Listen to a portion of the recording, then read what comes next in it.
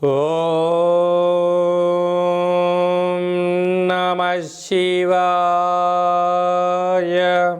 ఓం నమో నారాయణాయ.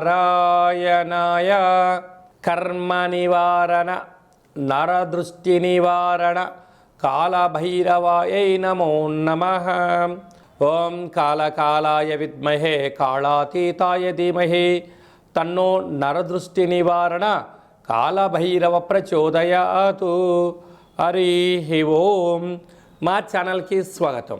చూస్తున్న వీక్షకులకు ప్రేక్షకులకు ప్రియ కాళభైరవ భగవద్బంధులకి స్వాగతం పలుకుతూ మమ్మల్ని ఎంతగానో ఆదరిస్తూ ఉండబడినటువంటి ప్రియ సోదర సోదరీమణులకు ఎవరిపైనను గ్రహణం దోషం లేకుండా, గ్రహణం యొక్క శూల ఎవరిపైన పడకుండా అందరికీ ఐశ్వర్యాన్ని ఆనందాన్ని ప్రసాదించాలని, అలాగనే తెలుగు సంవత్సరానికి వీడుకోలు పలుకుతూ కొత్త తెలుగు సంవత్సరానికి స్వాగతం పలుకుతున్నటువంటి కాల సమయంలో కనుక అందరికీ ఈ సంవత్సరంలో జరిగినటువంటి అద్భుతాలు ఐశ్వర్యాలు అలా జీవితకాలంలో నిత్యము ఐశ్వర్య ఆనందంగా గడపాలని, సకల అష్ట కష్టాలకు స్వస్తి పలుకుతూ నూతన అధ్యాయ జీవితంలో సువర్ణ అధ్యాయానికి స్వాగతం పలకాలని కోరుకుంటూ అందరికన్నా ముందుగా శ్రీ పరాభవనామ సంవత్సర పండగ శుభాకాంక్షలు. మనకు 1వ తారీఖు మార్చి నెల 2026 నుండి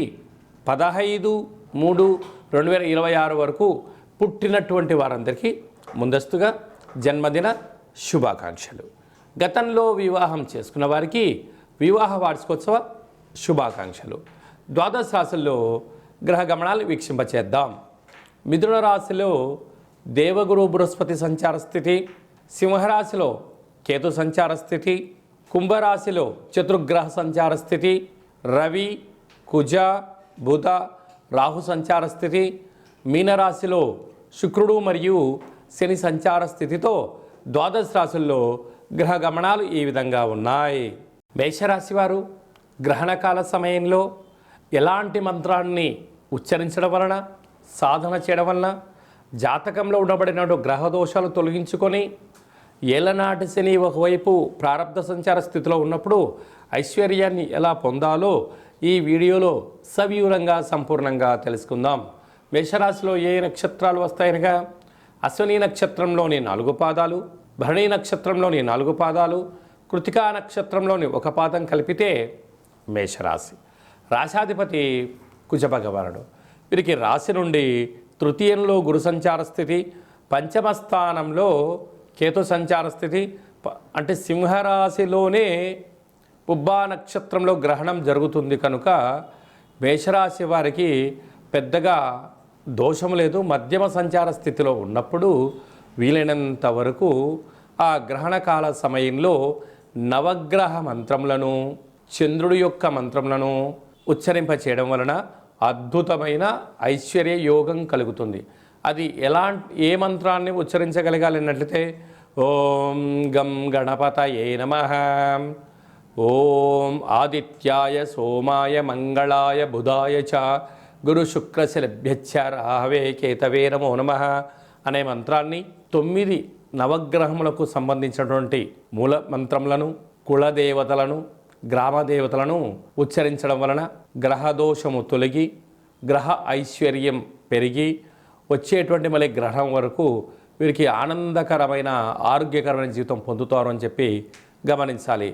ఏడాది తర్వాత ఏకాదశి స్థానంలో కుంభరాశిలో చతుర్గ్రహ సంచార స్థితి, అంటే లాభస్థానంలో ఆత్మకారకుడు రవి, రుణరోగ శత్రుకారకుడు కుజుడు, బుద్ధికారకుడు బుధుడు, కళత్రత స్వరూపమైనటువంటి శక్తి స్వరూపమైనటువంటి వాస్తు నరదృష్టికారకుడైనటువంటి రాహుతో కలిసి కుంభరాశిలో ఏకాదశంలో 4 గ్రహాలు ఉంటున్నాయి కనుక మేషరాశి వారికి చాలా యోగదాయకం అని చెప్పి గమనించాలి. కనుక వీలైనంత వరకు మౌనం, ధ్యానం, చిరునవ్వు, ఆధ్యాత్మిక చింతన, సత్ప్రవర్తనగా ఉండగలిగినట్లే మీకన్నా అదృష్టవంతులు ఎవరు లేరు అని చెప్పి గమనించాలి. వ్యయంలో శని భగవానుడు అక్కడ శుక్రుడితో కలిపి సంచారం చేయడం వలన నూతన ఆభరణాలు, ఇంటి స్థలాలు, క్రయ విక్రయాలు స్వల్పంగా యోగించడం కలుగుతుంది. కనుక పెట్టుబడులు పెట్టేటప్పుడు 100 సార్లు ఆలోచించగలగాలి. కనుక మేషరాశి జాతకులు ఒకవైపు ఏలనాటి శని సంచార స్థితిలో ఉండగా ఏకాదశ స్థానంలో చతుర్గ్రహ సంచార స్థితి, ఇందులో గ్రహణకాల సమయంలో ఉండడం వలన గ్రహణ తదనంతరము యథాశక్తిగా బొబ్బర్లను, లేకపోతే పాలను, లేకపోతే బియ్యాన్ని, లేకపోతే స్వయం పాక దానాన్ని బ్రాహ్మణుడికి ఇచ్చి రుద్రాభిషేకం చేసుకోవడం వలన సకల గ్రహ దోషాలు తొలగి ఐశ్వర్యం కలుగుతుందని చెప్పి కూడా గమనించాలి.